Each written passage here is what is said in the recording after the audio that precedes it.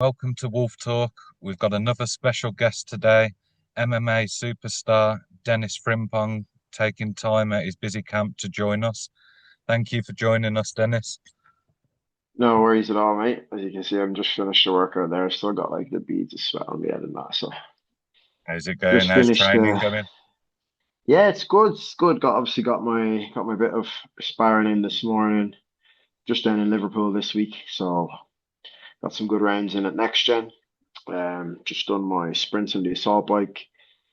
Just gonna do this little interview and then straight off to an OE class. So just busy, busy, busy, staying active. It's a No, busy, no busy rest for the schedule. wicked, is there? That's it. That's it. So you're coming off another good win. How many? Is it three fights you've had this year already? Three fights, three wins in 2025. Yeah, So you like to stay active then? 100%. Like I've said before on other interviews, I only made my amateur debut in 2021. And in that time, like about 4 years, I've had eight amateur fights and I've had 11 pro fights. So I've had like 19 fights in MMA in the space of 4 years. I don't know what that average is at, but it's like more than three fights a year, I believe. I think it's like three and a half fights a year or something like that. So What's yeah, that I do down like. to? You just like to stay active, the Eh, money, or both? I mean, I wasn't even getting paid at amateur, No, so I get yeah, that. it Yeah. was that the money wasn't the motivation there. I just think, hey, I just get itchy knuckles, and I like to have a knock, and I start getting a bit twitchy and a bit like I might have to just fight someone in the street if I don't have a fight soon. I think it's partially that, partially as well because of my age. I did start MMA in 2021. I was what 27.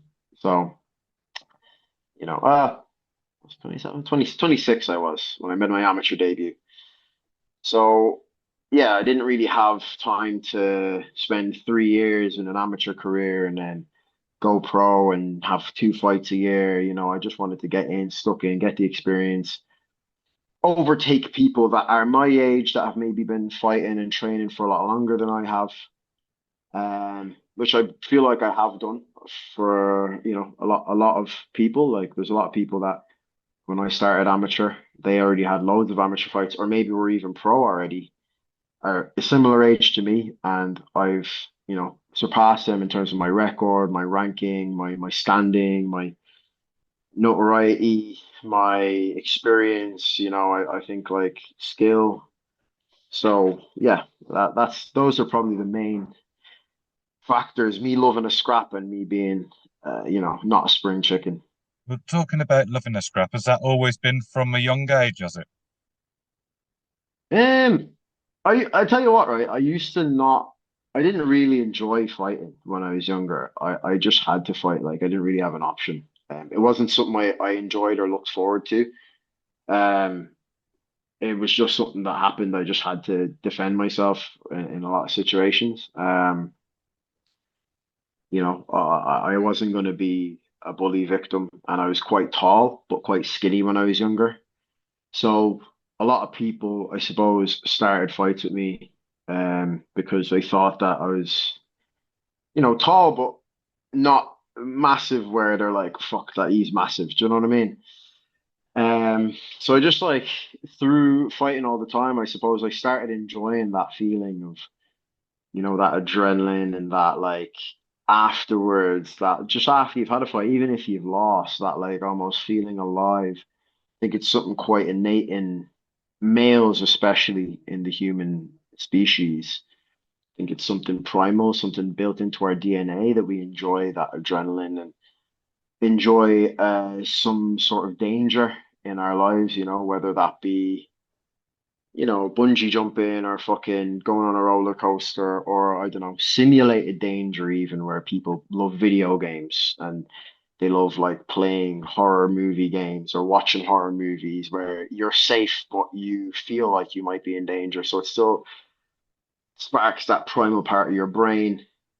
And I think that just comes from our caveman DNA, doesn't it? Like when we Yeah, I were just think out it in, does.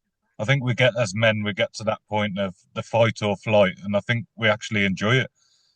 yeah. 100%. Like you would have had to, wouldn't you? You're out hunting for days at a time with the lads. Do you know what I mean? And there could be a fucking saber tooth would kill you, or you'd get killed during the hunt, or whatever. There was just dangers everywhere, wasn't there? So I think people even back then were constantly in that state of fight or flight, where like it was a constant danger and a constant cortisol rush and adrenaline rush. Where now we live this latent lifestyle where there's no invaders coming in boats, landing on the shores and killing everyone, unless you're to believe reform. Yeah, You know, there's no Vikings basically coming over the hill to come and massacre everyone. There's no wild animals coming to kill. There's no pestilence. There's no famine. You have this safe lifestyle. You get your Uber Eats. It comes to your gaff. You're not walking about as a bloke really thinking, "Oh, am I gonna die today?" Most people aren't. In the world. So I think to be able to get that adrenaline buzz and that danger factor from something and somewhere is just something that we crave. yeah, definitely. What was back in Ireland? What was it like growing up? Obviously Was now I don't know. Like now, I feel like kids now have a very different lifestyle, I suppose, and livelihood than when I was growing up. When I moved to Ireland in like the early 2000s, 2000, it's very different. There wasn't a lot of black people. Um, very few black people. Like I went to school at 650 lads, boys' school, Catholic school, and there was probably in the entire school, I would say there was like 5 or 6 black lads, I'd say tops. So 1 in 100, and even less mixed race guys. Like I'm mixed race, my mum's white. So there was even less of that. So it's like it was tough, I'm not going to say all of it was tough. I'm not going to say like everyone was a dickhead, but there was definitely dickheads, and there was definitely, being in a boys' school, a lot of testosterone, teenage boys, you know. Obviously, I was growing up at a time when Bebo and MySpace and MSN were starting to come in. So the very beginnings of social media, where people didn't really understand it. So it'd be like, oh, you were chatting to my bird on Bebo and this, that, and the other, and there'd always be scraps. Do you know what I mean? There'd be fights all the time, and I think back then there was definitely an element of like we're fighting after school. So you've got like 2 hours to go. I need to get myself mentally ready for this fight. Nowadays, I get a contract sent to me. You're fighting this guy in 6 to 7 weeks. There's fucking video footage of him fighting on YouTube. You've got a coach that can help you analyze what he does. There's a referee. You're locked in a cage. There's not you versus potentially 5, 6 guys. So I feel like it's even toned down in danger factor compared to what it was when I was a teenager. yeah. And I actually know how to fight now, and I know how to defend myself, and I have confidence in how hard I work and improving myself fight to fight and knowing how to defend myself and how to harm another person. So yeah, I just feel like fighting now, the way I do it now, and getting paid to do it is almost comes innately. How did you convert that from having them street fights and you do to taking it through to a form of martial arts? Where was your first taster of that? Um, so at the time when I was growing up, obviously I was scrapping loads. I was a scrapper, but I never trained till I was much older. I was always into sports. I was on like pretty much every sports team the school had to offer. Whether it was, it started off with track and field. I was on the football team, the basketball team, the volleyball team. I didn't even like volleyball, but they just, got me a day off school every now and again. So Yeah, I get thrown on that. You're tall, you're black, you're athletic. Get on the team. Do you know what I mean? I've never played. Yeah, get on the team.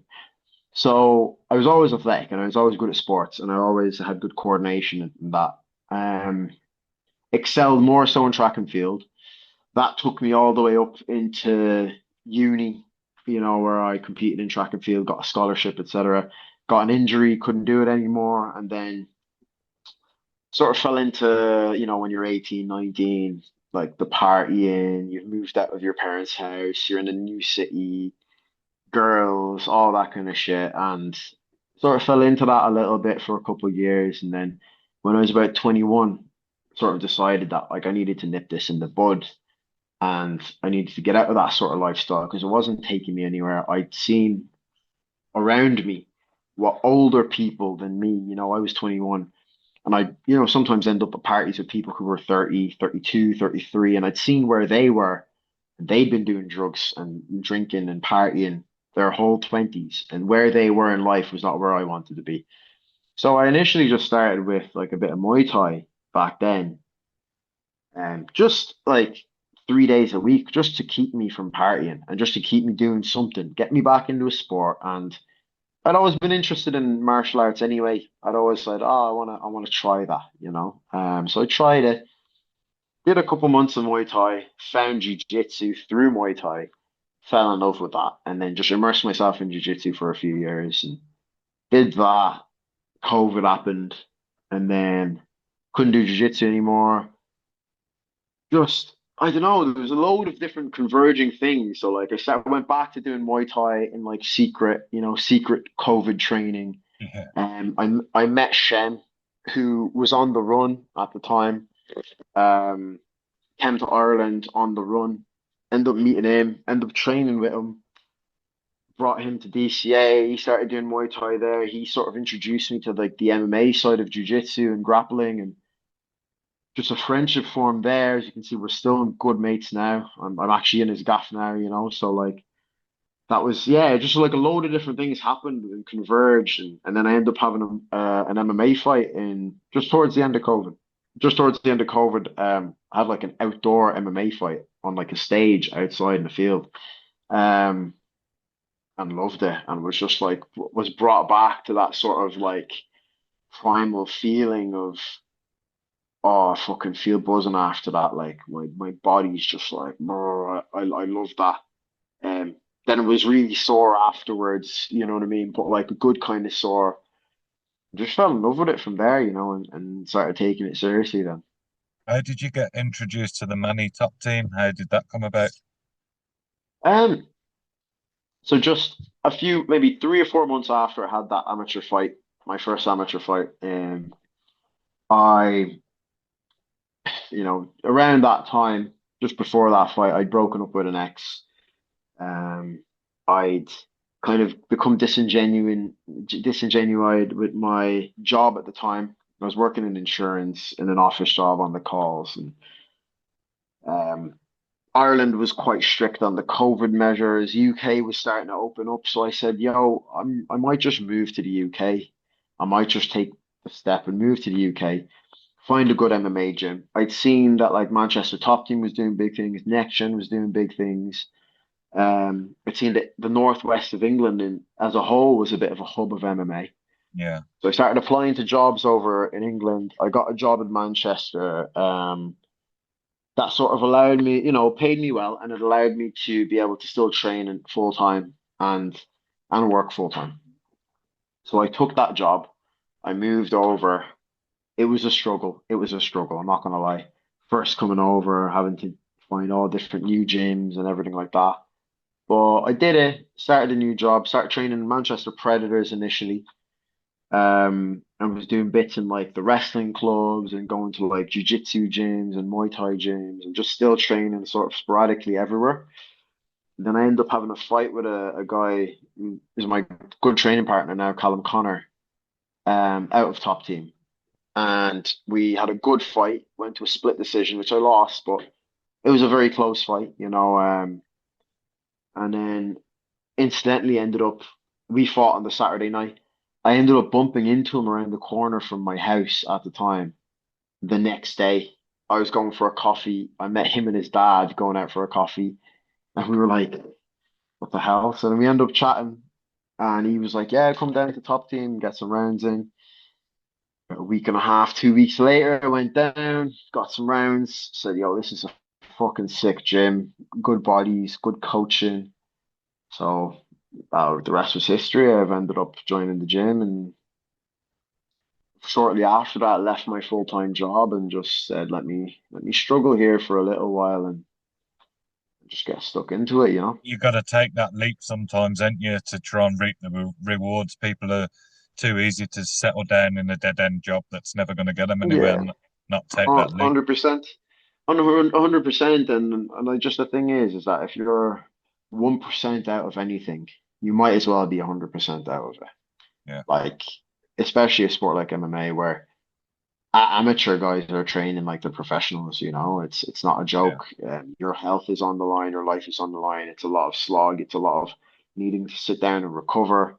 And don't get me wrong, I had a cushy job. Like I was sat down all day at my job, but I'd be working 9 to 5, and then I'd be going into the gym. I'd be training in the evening class with like amateurs, and not being able to train in pro class at 10 a.m. So then was I making the leaps that I should have been making? Probably not. And as soon as I took that plunge, I started really making those leaps and really improving dramatically. And it got me to where I am now, where I feel like I can hang with the best in the world at my weight division, you know. how did the move come about to Birmingham? I'm a Brummie lad, born and bred. So how did you end up moving there? Um, so I fought in Birmingham last April in the NEC. I think at the time it was a World Resorts Arena with Octagon during part of their UK and Ireland expansion. Um, Obviously one of my interviews or whatnot is like come up on my now wife's for you page. She's liked it, she's followed me, I've ended up following her back, the usual 2020s relationship beginnings. And then yeah, we've ended up yeah, fell in love and got married, and decided it's time for us to move in together. Obviously, we've got a baby now together and all. So yeah, moved down to Birmingham, and yeah, it's tough, living in Birmingham, training in Manchester and Liverpool. I do get a lot of work in Birmingham as well, and like to combat MMA at Yeah. Renegade when it was going. So yeah, I still feel like I get the best of the training that I can get. I've got I can train at three of the top gyms, if not in the country, most certainly in Europe, possibly even the world, for lightweights and featherweights. My weight classes, like you've got Next Gen, you've got Top Team, you've got Renegade, like you've got everything there that you could possibly need. So I think I'm in a good spot. I'm in a good position now. No one can question your commitment traveling back up to Manny all the time and not dropping that. No one can question Yeah, that. And another thing people can't question is your work ethic. That's one thing you've been attributed towards non-stop work ethic. 100%, 100%. Like people see all the antics and the shit talk and everything else, like, and it's part of the game, it's part of the sport. A lot of people do know that, but I think a lot of people see that and they don't really see the hard work that I put in behind the scenes. When I'm not shit talking people online, I am putting in the graft. And like you said, in camp, I'm traveling up to Manchester. I'm getting up at 5:30 in the morning to get up to Manchester in time. I'm staying up there, sleeping on the mat if I have to, you know, um, all week before I come back down. I'm leaving my wife and my 5-month-old baby all week basically to train and to chase my dream and to improve myself and make myself better.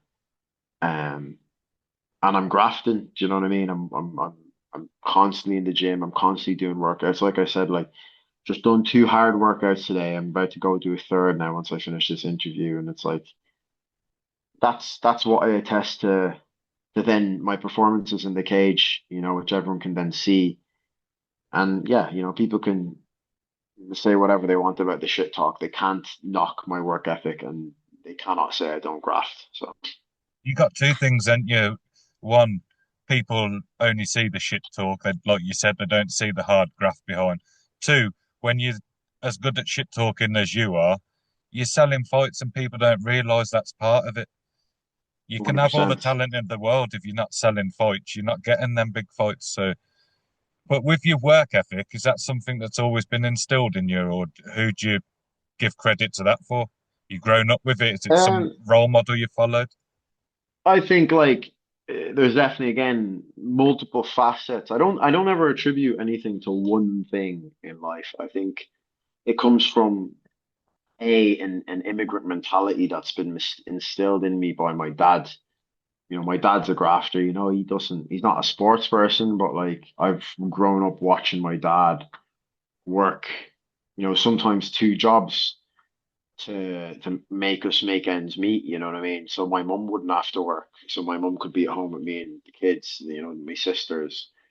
And, he still grafts to this day at his age, you know what I mean? Like, so I think that is definitely a big factor.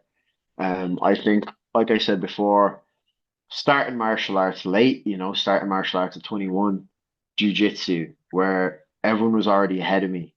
And I felt like I had to work three times as hard as all these to catch them up, which I did. Um, and then as well, I just think like it's my love of the game, and my unwillingness to, I fucking hate losing. I fucking hate losing. Like people, no one likes losing, right? But I have a genuine, like bitter, disgusting taste in my mouth when I lose. Like almost physically makes me sick when I lose. So, um, just not wanting to lose drives me to work harder than the other guy. Because I know if I work harder than the other guy, no one can beat me. Like you might be faster than me, you might be more talented than me, you might be training longer than me, you might even be more skillful than me, but I will put it on you and you will not outwork me. That's the only thing that we have control of. Like God gave me the body he gave me. You know, like I wasn't fortunate enough to get put into martial arts by my parents when I was 6 years old, for example. Do you know what I mean? Yeah. Those are things I can't change now. Those are things I had no control over. Growing up in a town where there wasn't really an MMA gym that I could go to, you know, those are all things that I didn't have control over. What I do have control over is that I've started now and I can work hard and I can bust my ass and work harder than everyone else. That's in my control. So that's what I attribute that to be honest. I say that hatred for losing, that's how champions are made. If you hate it that much, that's a champion's mentality. 100%. Like every one of the losses I have in my career, even back to amateur, still have a still have a bitter taste in my mouth.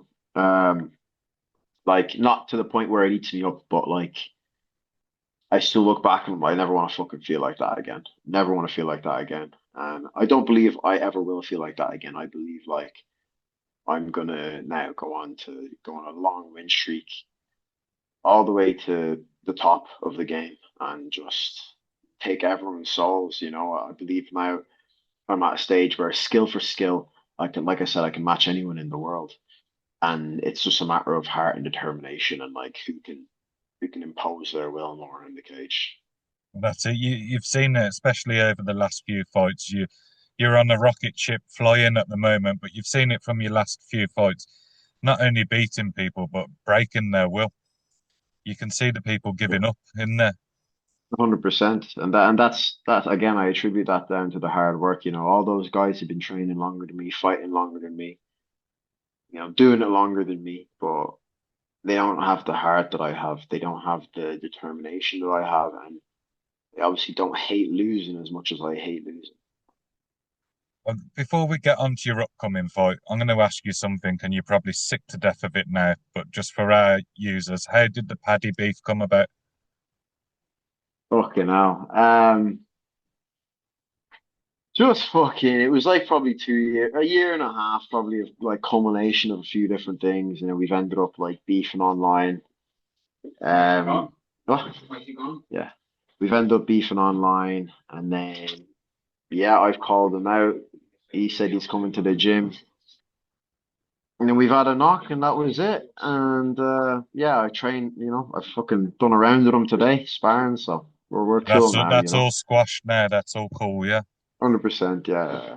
Right, we'll get off that topic because I bet you're sick of hearing about it. But we'll go to after your last fight. You straight away called out Goka Masku. Is that someone that was on your target for a while, on your radar? Um, he wasn't on my radar till May when I fought Aryan Topalai in Munich. He fought on the same card. He fought a bit lower on the card than me, where he deserved to be fighting. Now he's fighting the A side. Now he gets to fight a bit higher up on the card.